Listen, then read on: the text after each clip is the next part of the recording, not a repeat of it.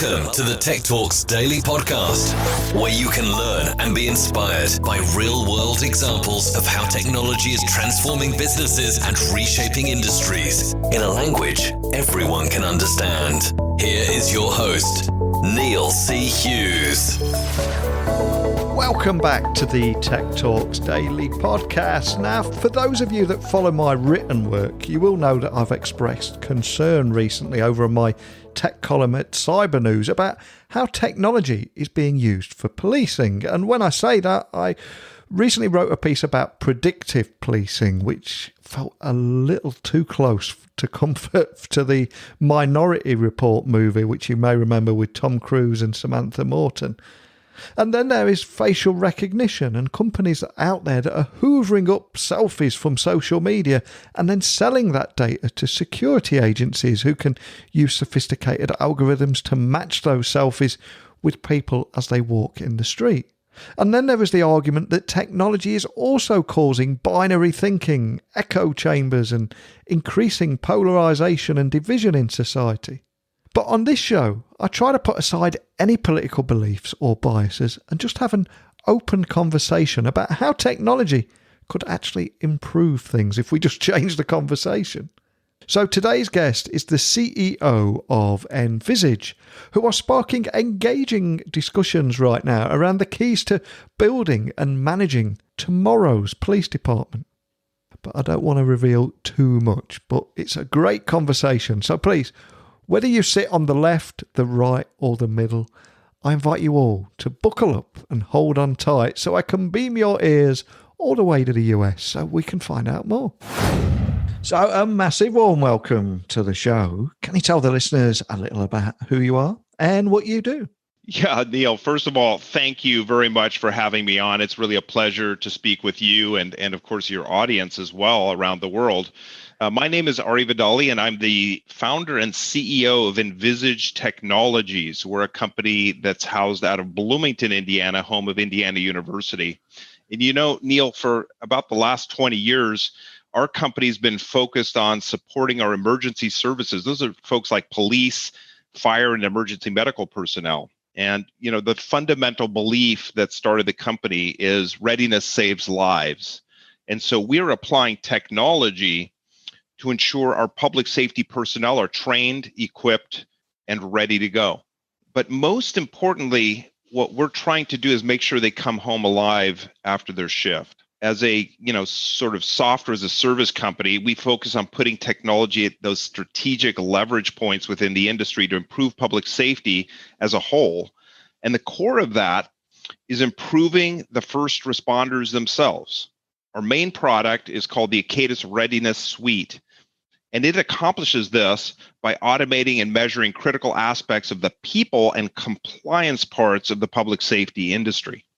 And I'm really intrigued to find out more about this because from what we see over here in the UK on our media, it does seem that there is an increasing appetite from many Americans that want to transform law enforcement in the US, which is, I think, clearly evident in both the non-stop protests and recent polling, etc. But can you tell me a little bit more about the general feeling in the US right now? Because things seem to be calmed down and they seem much calmer from where I can see, but obviously I'm thousands of miles away. So what's it looking like at the moment? Well, Neil, I got to tell you that from my perspective, having worked with law enforcement for 2 decades, in all my years, I have never seen such dramatic polarization between the police on the one hand and a large segment of the public that they serve. Yeah. You know, the riots here have been larger and more sustained than what we saw during the civil rights protests in the 60s. Since the killing of George Floyd in Minneapolis, we have protesters throwing bricks, frozen water bottles, and firing commercial-grade fireworks at officers. I mean, they're burning down police precincts and calling for the abolition or what I would see in quotes, defunding of the police. And there's also this really deep divide between those who believe that policing is inherently racist and broken, and those that argue that policing may have problems, but that outside of a few unfortunate incidents, it has in many ways maintained law and order and served the public well. Now, these latter views are corroborated by some of the statistics surrounding police-citizen encounters when you factor in the volumetrics. And there has been a real appetite for change, but I suppose it is easy to criticise, but the exact ways that police departments should move forward from here is much less clear, especially if you look at some of the creepy examples of Minority Report style predictive policing, which I don't know if you've seen, but I've seen a few examples in Florida, I think it is. But how are you tackling this much needed change with technology, but without being creepy? Yeah. Well, if you're referring to like the predictive policing, and I'm going to put, big air quotes around that, I could not agree more. I mean, there are real dangers which go far beyond just the simple idea of trying to ascertain propensity to reoffend or by applying risk scores. What I mean is that these technologies, when improperly used, erode the very fabric of freedom that is the bedrock of our nation. That is to say, there is room for technology within policing, but from our perspective, there needs to be a fundamental awareness of the ethical, moral, and legal implications of this two-edged sword. For our part, here at Envisage, we're tackling the problem of change for policing in three critical ways. Number one, keeping bad cops off the streets. I mean, the majority of the incidents of police brutality are inflicted on citizens by a proportionately small number of officers. And even when these officers are terminated for bad behavior, they find jobs elsewhere in the US. So we help build the National Decertification Index, which is the only national database that flags problem officers to ensure that they are not rehired elsewhere. This has been a very, very big debate in this nation around, because of the mismatch of state laws, where these problem officers slip through the cracks and get hired somewhere else and then continue their bad behavior. The second thing we're doing is enabling better training, right? Poor or insufficient training is often at the heart of most of these tragedies. So we've worked with a leading association to create a national certification program for training to ensure it meets minimum benchmark standards for quality. This certification has now been adopted by 35 of our states as the basis for officer in-service training, but we've got a lot more to do. And the third thing that we're doing is helping departments mature their readiness. Now, every encounter between the police and a citizen can become a critical one when life and death hang in the balance. One of the things that we're doing sort of from a technology perspective is fusing the data that a department needs in order to answer the question, are our officers ready? So much of that today is still on paper and in filing cabinets or siloed legacy systems. Our Acadis Readiness Suite kind of brings all that data together to answer these fundamental questions. And that's one of the reasons that I invited you on the podcast today, especially when I read that. It's so refreshing to hear that how you're talking about rethinking hiring, reviewing perspectives, trends, decertification, tracking, and best practices. But can you tell me a little bit more about all that and that grander vision to help anyone make better personal decisions? Because that seems to be the ultimate goal, isn't it? It really is. And thanks for asking that question, because in my view, hiring in policing in the United States is inherently broken across the 20,000 police departments that we have here in the US. There are no national standards. There are really, really few safeguards and little oversight. Now, we're handing people a gun and a badge with only 1/3 of the training we require for a barber or a nurse. Now, there's something fundamentally wrong with that equation. So here at Envisage, we're pushing for the universal use of technologies like Acadis and the NDI to ensure an accountable, transparent, and kind of sustainable hiring process. But you can't just fix hiring. You've also got to fix the firing process. It is subject to the unions and collective bargaining agreements, which are tying the hands of most police chiefs and make it hard for them to terminate officers who are bad actors. I just spoke actually to a police chief in Massachusetts who terminated an officer for excessive use of force and he was forced to rehire that person 2 days later because of the city's agreement with the union. The solution lies in two things that states need to do. Number one, they have to strengthen their legislative frameworks around hiring and firing. In other words, make it much more tough to hire and much easier to fire someone for misconduct. And two, they need to universally adopt technology that tracks officers that were terminated for cause and share that information with every hiring department within the state and ultimately at the national level within our National Decertification Index. Finally, for departments need to rethink and kind of change their focus. And instead of looking for skilled individuals during the hiring process, we need to focus on hiring the right officer, which really means hiring for those moral qualities and traits. We can always train for the skills, but it's very, very hard to train those traits into an officer, the trait of the guardian, for example. Our Acadis software provides built-in pre-hire assessment technology that can be used to screen these applicants for police jobs for personality traits that match those job requirements. If we utilized an approach like that universally, we would see a large decline in problem officers and a concomitant decline in citizen complaints.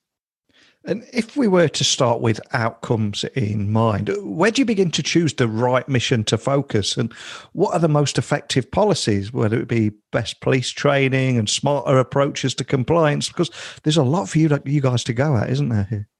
Oh, a great question, Neil. I mean, these are all highly interrelated things, right? Yeah. So let's take it at the sort of holistic level.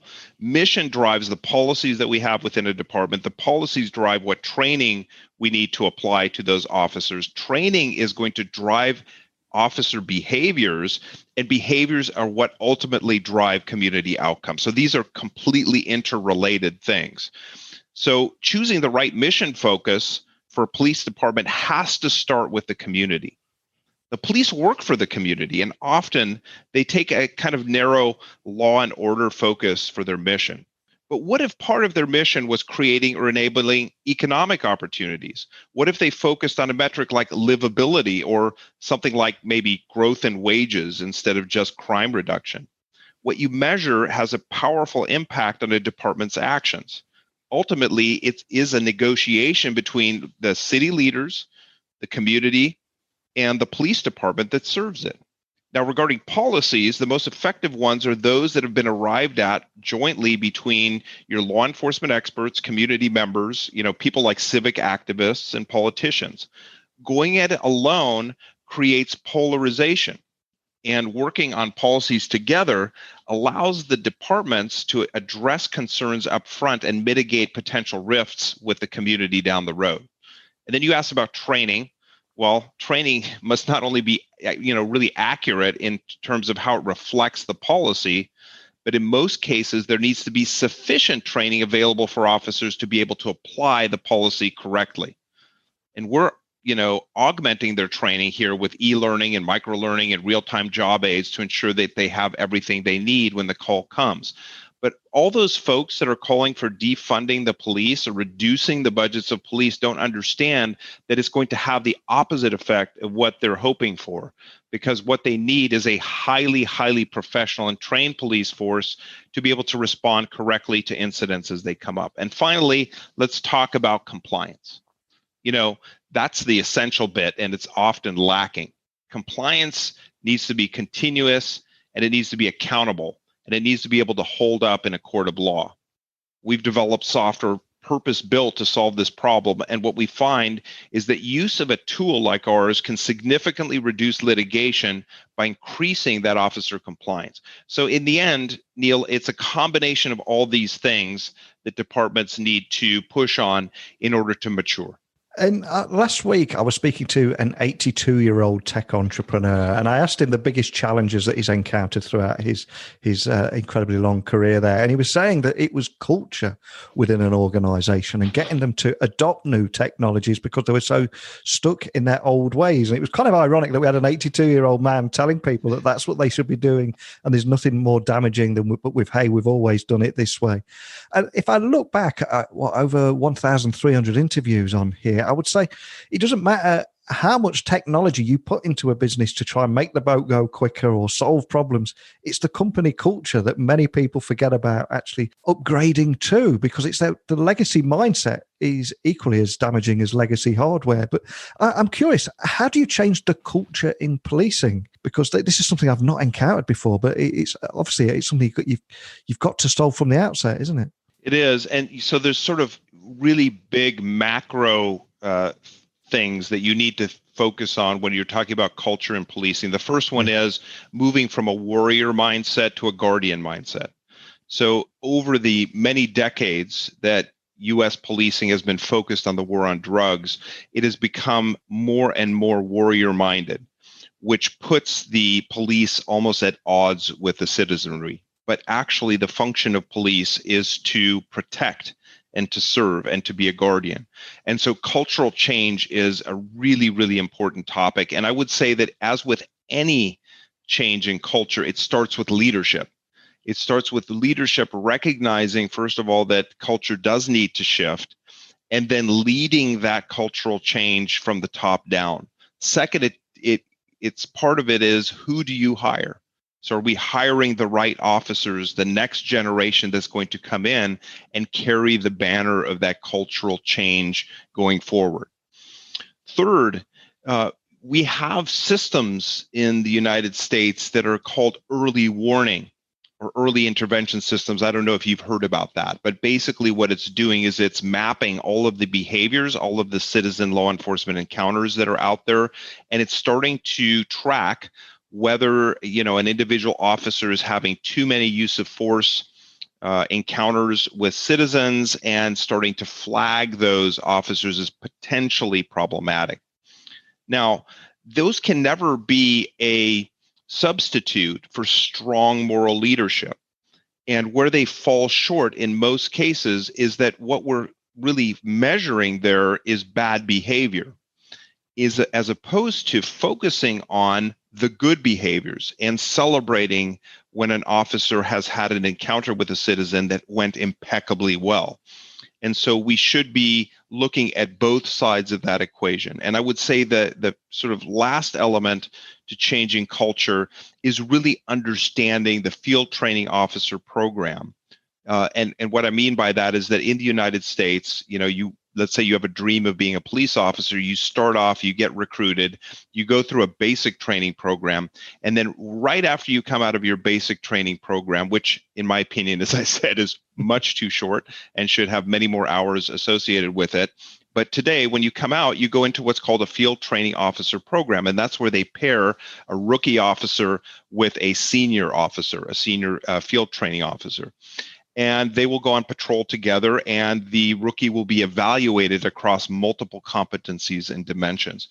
Now, putting the right people, the people that embody the culture of the department that you want to build in charge of that FTO program is vital. If you put people in charge of that have the same old behaviors, you're going to inculcate that into the next generation of young officers that look up to the field training officer for, guidance on how they should be handling difficult situations. So focusing on putting the right people in charge of that can be champions of the overall culture is extremely important.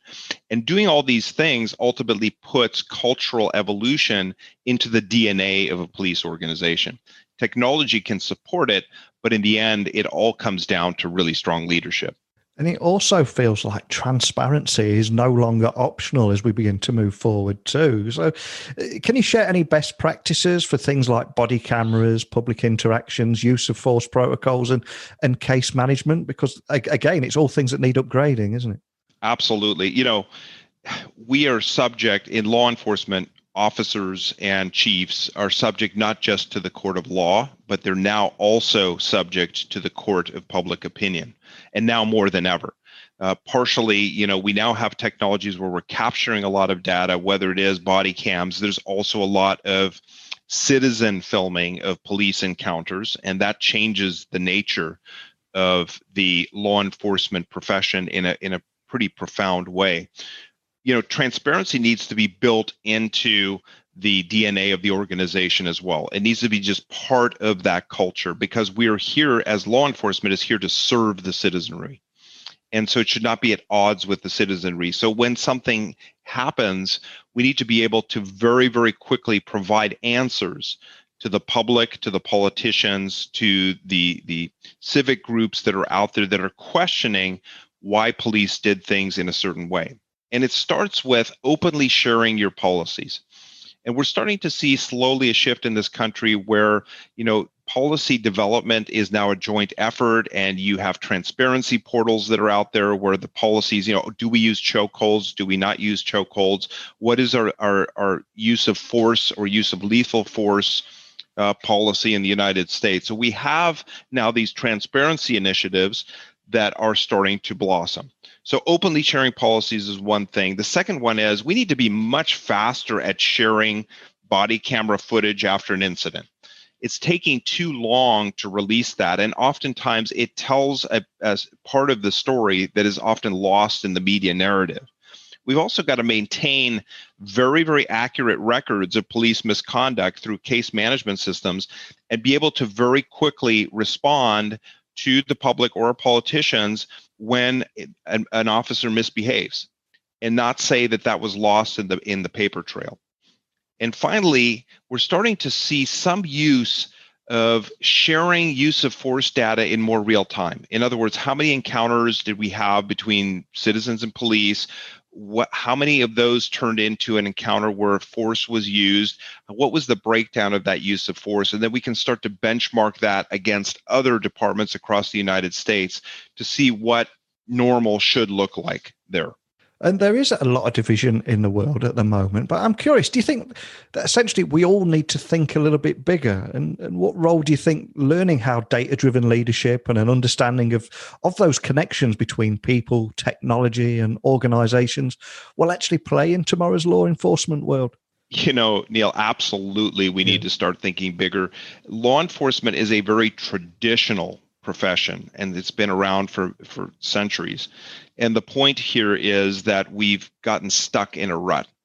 And so when I think about thinking bigger, I think the main thing departments need to start pondering is how do we mature our readiness? And this has to happen across all dimensions of a police force, including things like people, processes, and systems, and how they measure themselves and how they create the accountability to the public. And this has to be done in a much more holistic way.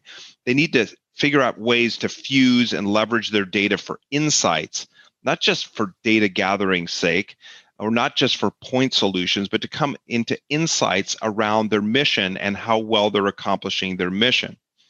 And this will ultimately allow them to achieve better outcomes, both operationally, but also in view of what the community is asking of our police, which is to create spaces where we can live in peace and prosperity. Love that.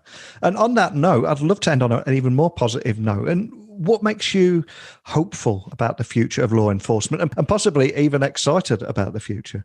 Yeah, look, Neil, what makes me hopeful is the men and women who serve in law enforcement. I've met some people who are probably the most self-sacrificing, heroic people I've ever known.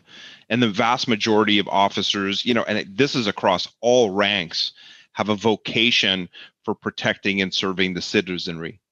And even now, when things are the worst I have ever seen in my 20 years of working with them, there's a realization starting to dawn in many communities that this idea of defunding the police or getting rid of the police is not an answer at all. And so what we need and what the industry recognizes we need is transformational change, and technology certainly has a role in that.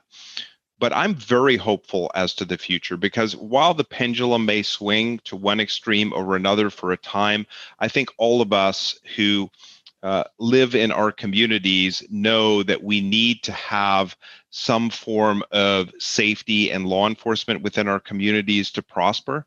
And I have hope that that view will be reestablished or restored over time. Well, a huge thank you for coming on the podcast today. But before I do let you go, for anyone listening, wherever they may be in the world that want to look and find you online, find out more information, or contact your team, what's the best way of doing that?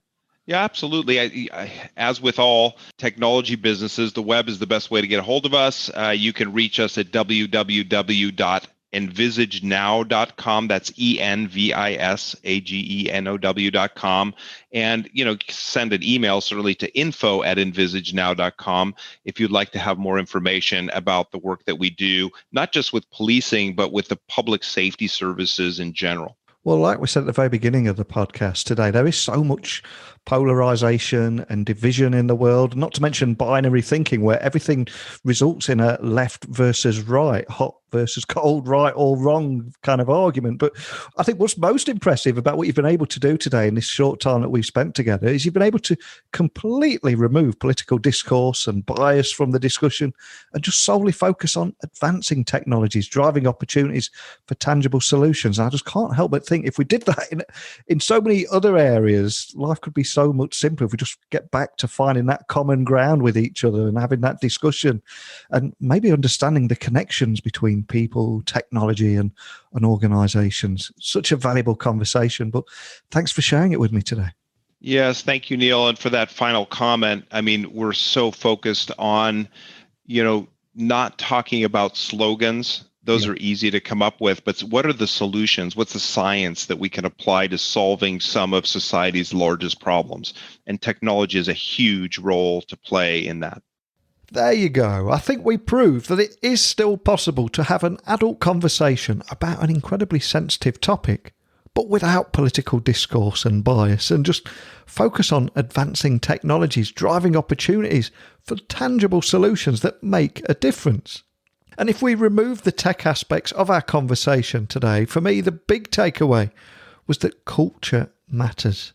Cultivating effective teams through culture building, onboarding, officer performance management, monitoring and intervention, etc. All that is as important, possibly even more important than the technology solution itself. But over to you. We all see what's wrong with the world and what's wrong with some of the examples of how people are using technology. But what is the answer? This podcast is not about my opinions or people or the guests even. It's about you too. So please email me, techblogwriter@outlook.com. Visit my website, techblogwriter.co.uk. We can carry on this conversation. And there's also an open invitation for you to come on here and air your views if you wanted to. But we're out of time again, I'm afraid. But have no fear, I'm going to be back same time, same place tomorrow with another guest. So thanks for listening. And until next time, don't be a stranger. Thank you for listening to the Tech Talks Daily Podcast with Neil C. Hughes. Remember, technology works best when it brings people together.